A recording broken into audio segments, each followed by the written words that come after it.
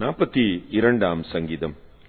கோராகின் புத்திரரிலுள்ள ராகத் தலைவனுக்கு ஒப்புவிக்கப்பட்ட மஸ்கீல் என்னும் தாவீதின் சங்கீதம். மானானது நீரோடைகளை வாஞ்சித்து கதறுவது போல தேவனே, என் ஆத்துமா உம்மை வாஞ்சித்து கதறுகிறது. என் ஆத்துமா தேவன் மேல், ஜீவனுள்ள தேவன் மேலேயே தாகமாயிருக்கிறது. நான் எப்பொழுது தேவனுடைய சந்நிதியில் வந்து நிற்பேன்?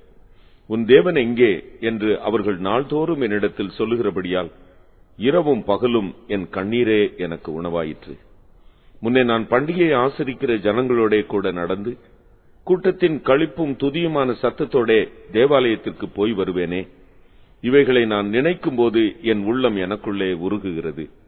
என் ஆத்மாவே, நீ ஏன் கலங்குகிறாய்? ஏன் எனக்குள் தியங்குகிறாய்? தேவனை நோக்கி காத்திரு. அவர் சமூகத்து ரட்சிப்பின் நிமித்தம் நான் இன்னும் அவரை துதிப்பேன். என் தேவனே, என் ஆத்துமா எனக்குள் கலங்குகிறது. ஆகையால் யோர்தான் தேசத்திலும் எர்மோன் மலைகளிலும் சிறு மலையிலும் இருந்து உம்மை நினைக்கிறேன். உமது மதகுகளின் இறைச்சலால் ஆழத்தை ஆழம் கூப்பிடுகிறது. உமது அலைகளும் திரைகளும் எல்லாம் என் மேல் புரண்டு போகிறது. ஆகிலும் கர்த்தர் பகல் காலத்திலே தமது கிருபையை கட்டளையிடுகிறார். ராக்காலத்திலே அவரை பாடும் பாட்டு என் வாயில் இருக்கிறது. என் ஜீவனுடைய தேவனை நோக்கி விண்ணப்பம் செய்கிறேன். நான் என் கண்மலையாகிய தேவனை நோக்கி, ஏன் என்னை மறந்தீர்?